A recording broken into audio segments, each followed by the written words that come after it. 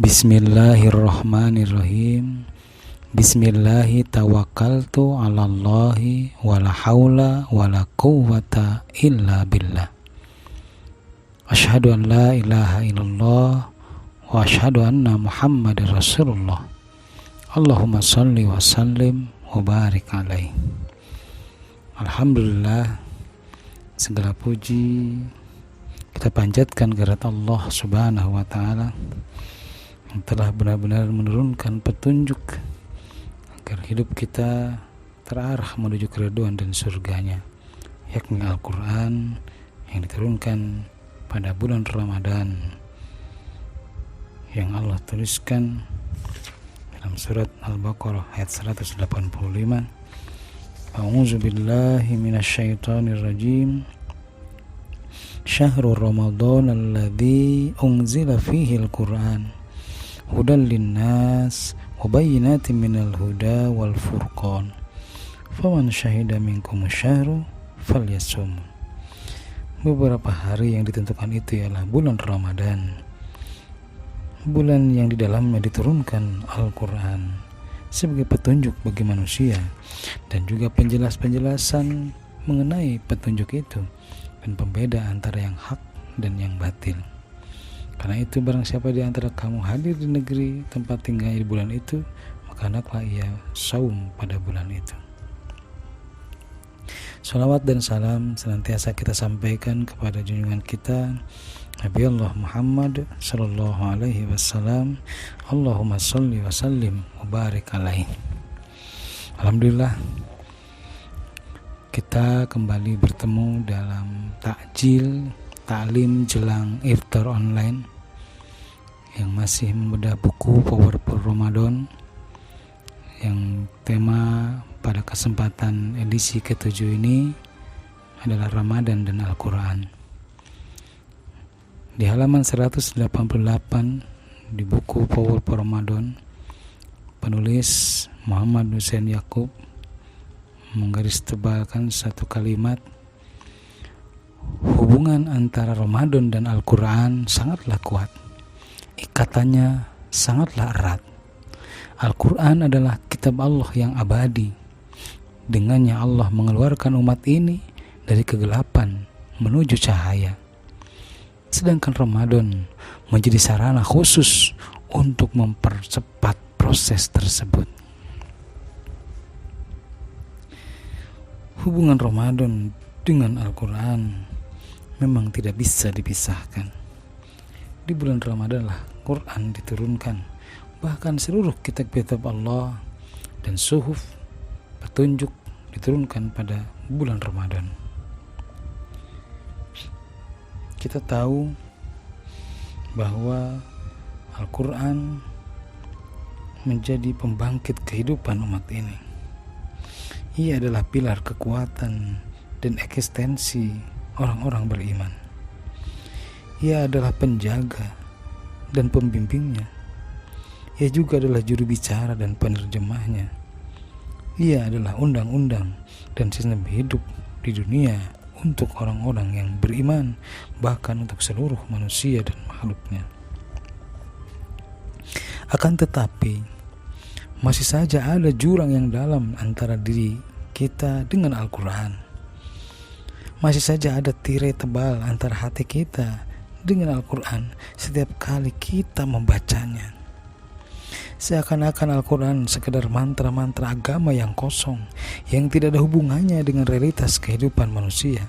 Padahal hakikat ayat-ayat ini diturunkan untuk membimbing jiwa dan mengarahkan realitas kehidupan manusia ke atas titian jalan Allah. Itulah sesungguhnya tujuan dari diturunkannya Al-Quran, bukan sekedar bacaan. Justru dialah yang akan membimbing jiwa kita, mengarahkan kehidupan kita untuk berada di jalan lurus, jalan yang benar, yakni jalan Allah Subhanahu wa ta'ala. Dengan ayat-ayat ini sesungguhnya Quran bisa merubah bumi ini menjadi langit, dan bagi langit ayat-ayat Al-Quran ibarat bintang-bintangnya.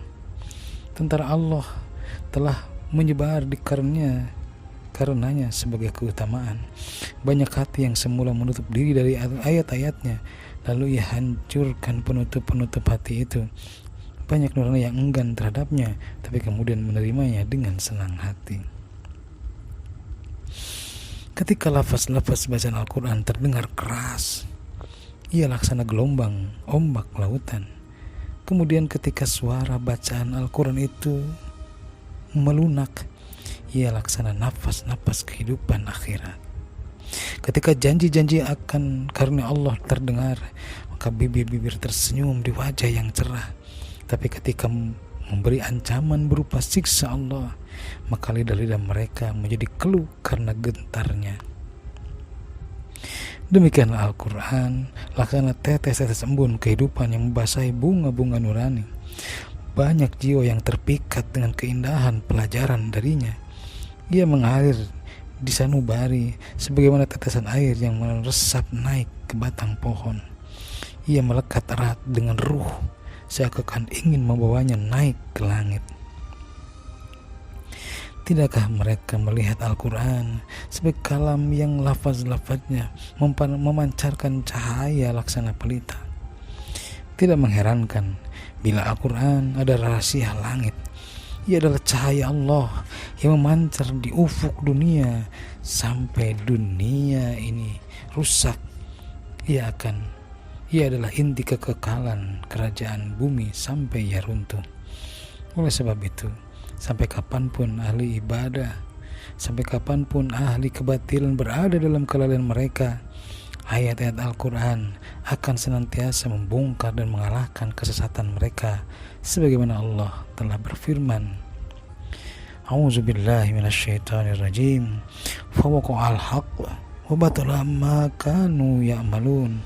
Karena itu nyatalah yang benar dan batalah yang selalu mereka kerjakan. Surat Al-Baqarah ayat 118. Itulah Quran menjadi pembeda antara hak dan batil. Seorang bisa berubah karenanya, seorang bisa berganti karenanya, satu masyarakat bisa semakin indah karenanya. Dirinya, keluarganya, masyarakatnya, negara dan dunia berubah total menjadi indah dan penuh cahaya karena Al-Quran. Mari sama-sama jadilah ashabul Quran, sedekat-dekat kita dengan Quran, bersahabat dengan Quran. Apalagi di bulan Ramadan ini, jadikan kita senantiasa fokus dengan Al-Quran, membaca, memahami, kemudian benar-benar berusaha melaksanakannya. Dan inilah nilai inti dari Al-Quran, diturunkan kepada kita orang-orang yang beriman. Mudah-mudahan Allah jadikan kita benar-benar menjadi orang yang dekat dengan Al-Quran, kemudian menjalani hidup sesuai dengan petunjuk Al-Quran tersebut. Barakallah. Mudah-mudahan sekali lagi Allah menjadikan kita di antara orang yang ada di siratal mustaqim, siratal ladzina an'amta alaihim ghairil maghdubi alaihim waladdallin. Amin. Demikian, mudah-mudahan saum Ramadan kita hiasi, indahi, kemudian terangi dengan lantunan surah Al-Quran. Barakallah. Assalamualaikum warahmatullahi wabarakatuh.